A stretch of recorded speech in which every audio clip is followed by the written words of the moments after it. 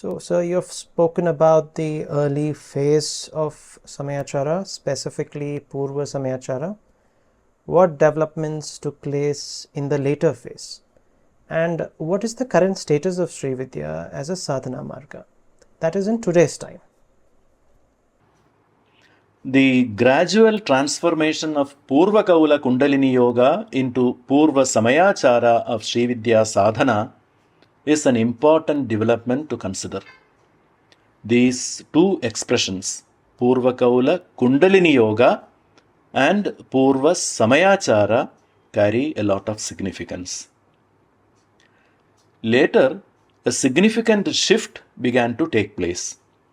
In the Purva Samayachara stage, the worship of the Sri Vidya goddess Sri Tripura Sundari was deeply rooted in her Kundalini Swarupa. But over time, this intense yogic orientation gave way to a more devotional upasana approach, and gradually the focus on Kundalini aspect began to diminish. So from that point onwards, the emphasis gradually moved more towards devotion, slowly drifting away from the original yoga-oriented path of sadhana. There may be reasons for this. First, the gradual absence of competent teachers as it spread very rapidly to various places in South India. And second, the increasing number of Smartha Brahmana householders drawn to this worship. The Supreme Mother Sri Mahatripura Sundari came to be known as the one goddess who not only grants moksha but also allows bhoga to her bhaktas. That is, material enjoyment meant for living in this world. She is bhoga moksha dayini or bhukti mukti pradayini. Vairagya is not the primary salvation tool for a householder who has the responsibilities towards his family, right? Today, Sri Vidyopasana has grown and spread into numerous sampradayas, and the Samaya Marga has turned into a soft sadhana, merely retaining some of the glories of the Purva Samayachara sadhana in some symbolic or ritualistic forms. It is no more a deeply transformative yogic discipline. There is not much subtlety left.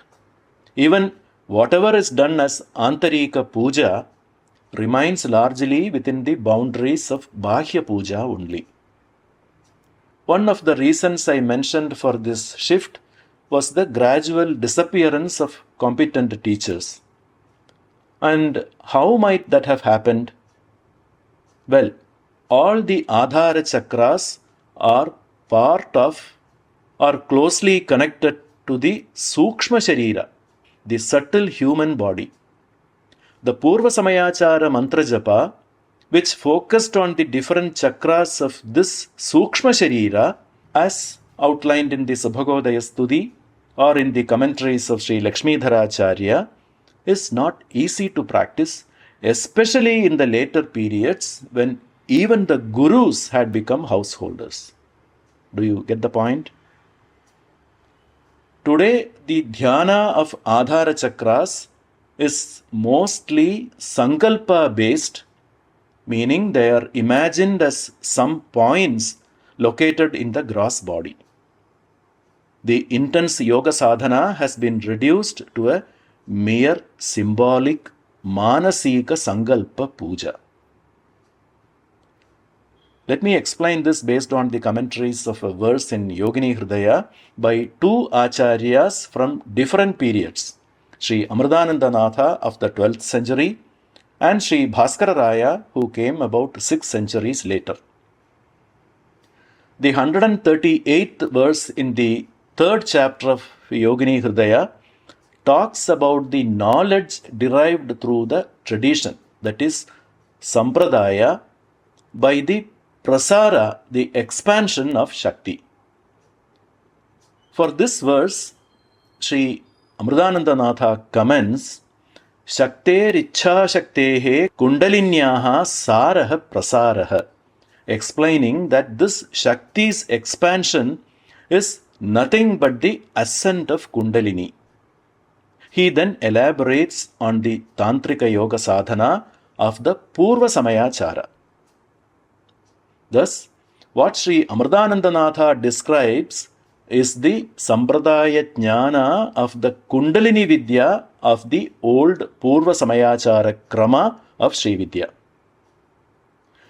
For all these sections of Yogini Hridaya, Sri Bhaskararaya also provides his perspective largely in line with Sri Amritanandanatha's explanations.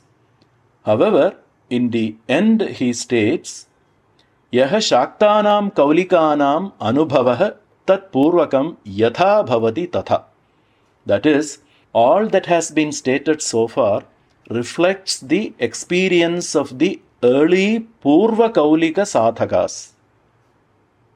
The term Purva Samayachara is not actually used by Sri Bhaskararaya.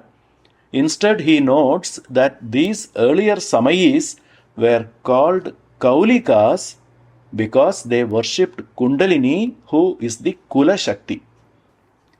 So, essentially what he is referring to are the Purva Samayika Sadhakas, even if he does not explicitly use that term. So, even by the time of Sri Bhaskararaya, it is uncertain whether the Samaya Marga remained entirely rooted in Kundalini Yoga Sadhana. The process of Vaidika Valkarana, that is, Vedic adaptation or infusing Sri Vidyopasana with a more Vedic approach, must have already started taking shape. Today, the meaning of terms like Samayachara and Kaulachara has completely changed. What does Samayachara Sadhana as observed and practiced by Sri Lakshmidharacharya mean? It refers to learning directly under the guidance of a realized Guru, practicing Mula Bandha, Uddiyana Bandha, Jalandhara Bandha, and other intricate yoga mudras, thereby restraining the movement of the Surya Chandra energies flowing through Ida and Pingala nadis. When Pranavayu is pushed into Sushumna nadi under pressure, the knowledge of Shat chakras and awareness of the corresponding Adhara chakras automatically unfold. Because, as mentioned earlier, all these chakras, nadis and granthis are connected to the Sukshma Sharira, subtle body. For an ordinary Upasaka today, these aspects are not directly experiential. Over time, as more Vedic rituals and procedures were incorporated, Sri Vidyopasana became more Brahmanic and suitable for householders, shifting away from the older yogic sadhana path. Today, particularly in South India, what is termed as Samayachara consists of Manasika Japa, Nyasa practices outlined in texts like Parashurama Kalpa Sutra or Nityotsava, and then the external Sri Chakra Puja, Yajna, and similar ritualistic practices. These are mostly symbolic and mere ceremonial observances.